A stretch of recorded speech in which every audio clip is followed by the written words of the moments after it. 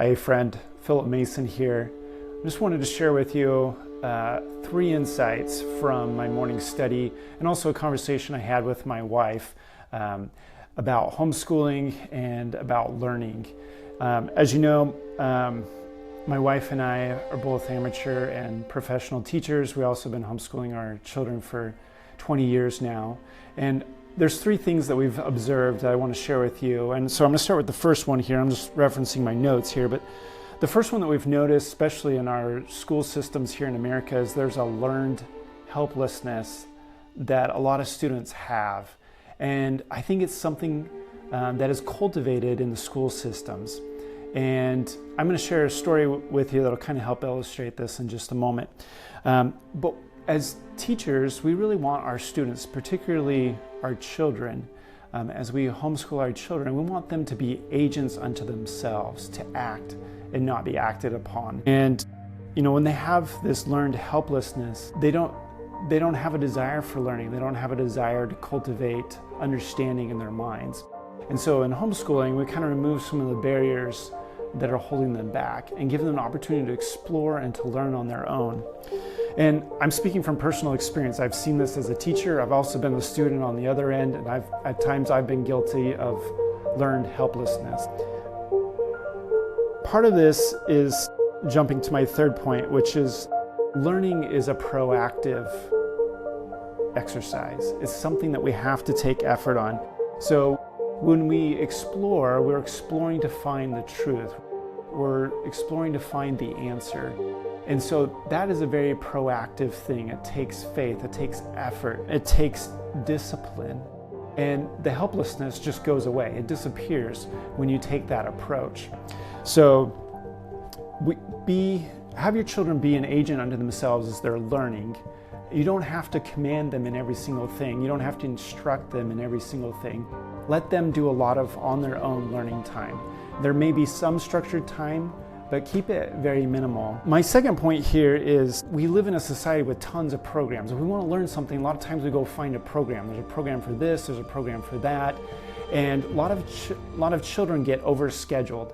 They get overprogrammed. And parents, if they want their children to learn something, they throw their kid in another program. Pretty soon, Susie or Paul are in 6 or 7 different programs, and mom and dad are running like crazy getting them to all those programs, or they're at school for 12 hours a day and they come home exhausted. And for some students that might work okay, but for most students it helps with that learned helplessness, and they start shutting down, they start becoming overtired, and they stop trying to put effort into things. A lot of times that's what we see happen. And so a lot of what we do in homeschooling is removing some of those barriers, some of those structures, some of that over-programming, and being able to just say, let's clear the calendar, let's clear the schedule, and let's kind of cut some of the programs. It doesn't mean you get rid of all of them, but you cut some of them and just say, okay, what's really important about learning that allow me and allow my child to really thrive, to explore and to dig deep and to become a person of substance because of what they learned and the truth that they're discovering. So those are the 3 things. You know, our culture, our society has that learned helplessness. So have your children be agents to themselves, to take action. Second is programs aren't learning. Learning is a process all by itself, and it doesn't require any structure. It doesn't require any programs. You can learn just by picking up a book. You can learn just by talking with a mentor. You can learn, for those of you who are Christians, you'll understand that you can learn just by listening to the Holy Ghost and what God can teach you, but through prayer and through meditation. The third is learning is proactive. So it's taking steps, it's exploring the truth, it's finding out what you're interested in and taking time to learn everything that you can on that topic. There is a great quote by Leonardo da Vinci, which is often attributed to him, but he says, "Simplicity is the ultimate sophistication." Simplicity is the ultimate sophistication. That is so true in homeschooling. The more simple we make things, usually the more profound impact we see in our children. So learning can be very simple, it can be very powerful without all the programs, without all the structure. There's a book series. It's called The Big Red series, and I read it as a youth growing up, and I really enjoyed it. It's about an Irish setter. In fact, there's several Irish setters in the series. They're all related to each other, and there's one particular story that I really love. So one of the Irish setters, he's a champion hunting dog, and so he's going up against some pretty stiff competition. And the young man who is leading this setter in this competition, he's up against more experienced men who have very highly trained dogs in hunting situations. So he goes in this competition, and he's reached the final bracket, and he's competing against the very best dog. And he's with his Irish setter, and he takes a totally different approach. He kind of takes the homeschooling approach with his dog, and he really teaches his dog to be autonomous and to be able to go and to find the bird, or to be able to find the prey and be able to bring it back to him. This other champion hunting dog that he's competing against, that dog's downfall is he has to wait for every command from his master to be able to act.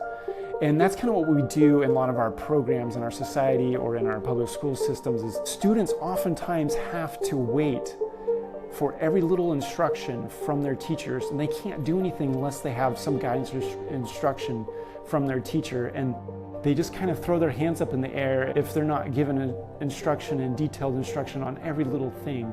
And then this helplessness kind of floods over them, and it's almost kind of a victim mentality too that plays into that. So in this book, in the Big Red series, this Irish setter that's autonomous, because this young man gave him that freedom and took him off the leash and trained him just to go out and be proactive and find that bird, and to use all these techniques that he's learned through instinct and through experience. He becomes the new champion dog because he's autonomous, and he doesn't have the handicap of having to wait for every little instruction from his master.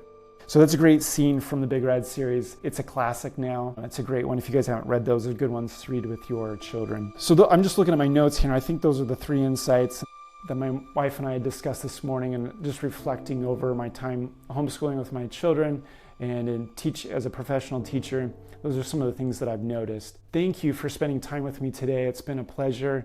And I'm Philip Mason, and I look forward to visiting with you in our next video.